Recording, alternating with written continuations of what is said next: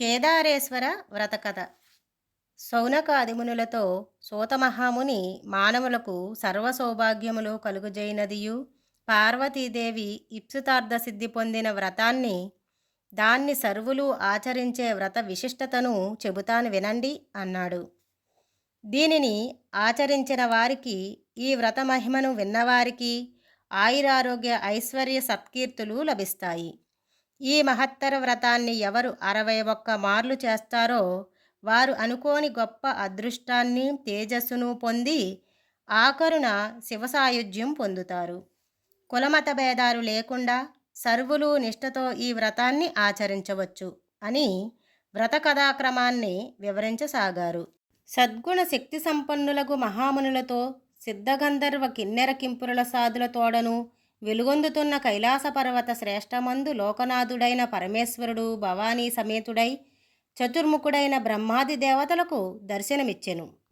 సూర్యాగ్ని పవనులు, నక్షత్రయుక్తాంబైన శశికరుడు, ఇంద్రాది దేవతలు, వశిష్ఠాది మహామునులు, రంభాది దేవతాస్త్రీలు, బ్రహ్మి మొదలగు సప్తమాతృకలు, సేనాని, గణపతి, నంది, భృంగి మొదలగు ప్రమదగణములతోయున్న ఆ సభయందు నారదాదిగాయక శిఖామణులు స్వామివారు అనుజ్ఞతో గానము చేశారు. అట్టి గాన శ్రావ్యంబున కృతాజీ మేనకాదులు వీణాది చతుర్విధ వాద్యాలతో నృత్యము చేశారు. చక్కని చొక్కయగు రంభ అందరినీ రంజిల్ల చేసే నృత్యము చేసింది. ఆ సమయములో భృంగి ఋషి అనేడి భక్తిపరుడు వికటముగా ఆస్తోక్తముగా నృత్యము చేశాడు.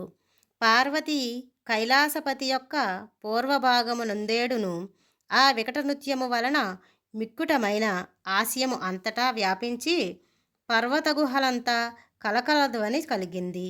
సదాశివుడు ఆ నాట్య విన్యాసములకు ప్రసన్నుడయ్యాడు. భృంగిని అందరూ వేనోళ్ల శ్లాఘించారు.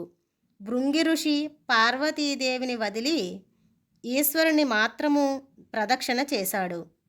ఈ వింత పరిణామమునకు పార్వతి ఆశ్చర్యవంది.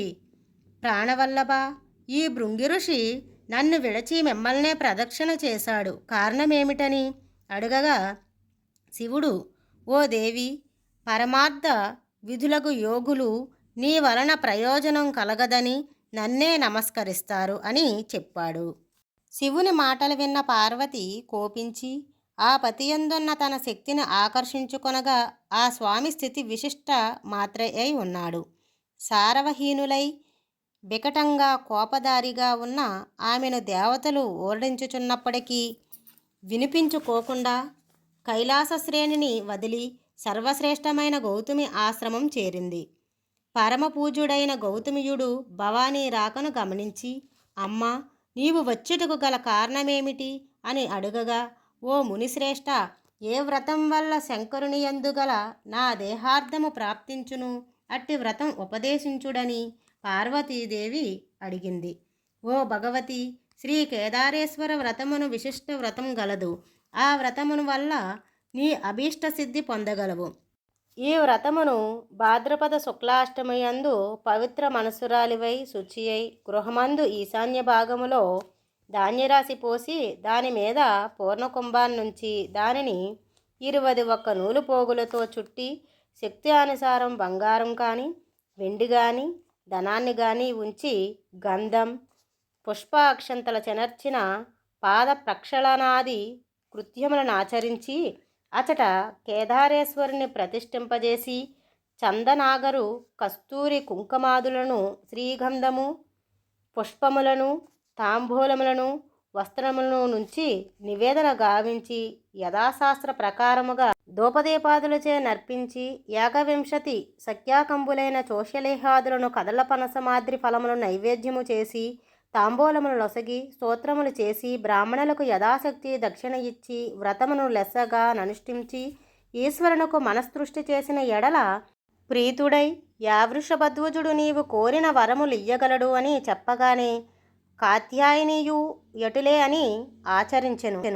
అంతటి పరమశివుడు ప్రసన్నుడై దేవగణములతో వచ్చి నా శరీర అర్ధభాగము నీకు ఇచ్చెదనని కాత్యాయనికి ఇవ్వగా ఆ పార్వతీ సంతుష్టిరాలై శంకర దేహార్థము పొంది లోకానుగ్రహం చేయదలచి తన పతియగు పరమేశ్వరునితో ఈ వ్రతము చేయువారు సకలాభీష్ట సిద్ధి కలుగునట్లుగా అనుగ్రహము ఇచ్చినట్లయితే సర్వులు ఆచరించగలరు అనగానే శివుడు ప్రసన్నుడై తదాస్తు అని శివలోకమునకు కేగెను.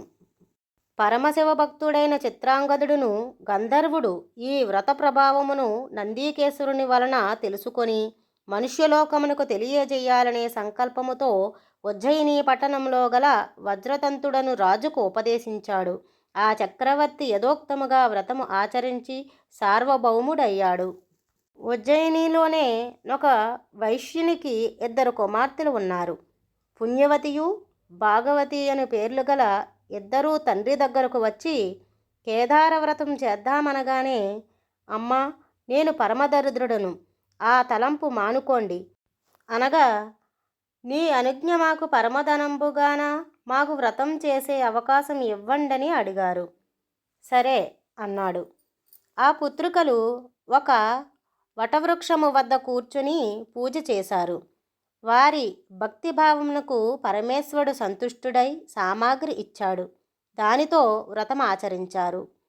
ఈశ్వరుని వలన ఆయురారోగ్య ఐశ్వర్యములు దివ్య రూపంబులు ఇచ్చి అంతర్ధానమయ్యాడు. ఈ వ్రత ప్రభావము వలన పుణ్యవతికి ఉజ్జయిని రాజుతోడను చోళరాజుతో భగవతికి పెండ్లి జరిగింది. ఈ శుభపరిణామం వల్ల వైశ్యుడు ధన సమృద్ధి, రాజ్య సంపద, పుత్రులను కలిగి సుఖముగా ఉన్నాడు.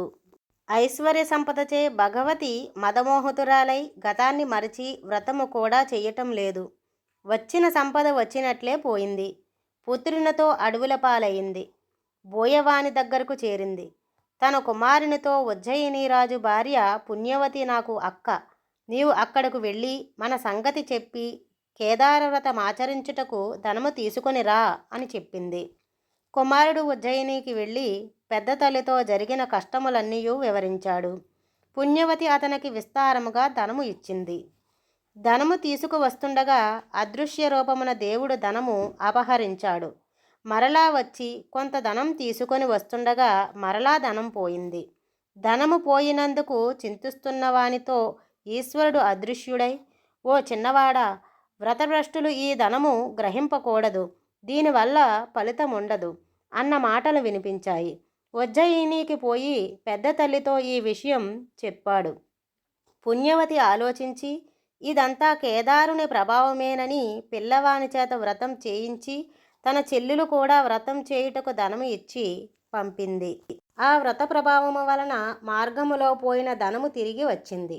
అదే దారిలో కాంచీపట్టణ ప్రాంతములో తన తండ్రి చతురంగ బలముతో వచ్చి భార్యాబిడ్డలను పట్టణమునకు తీసుకొని పోయాడు. అందరూ సుఖించారు.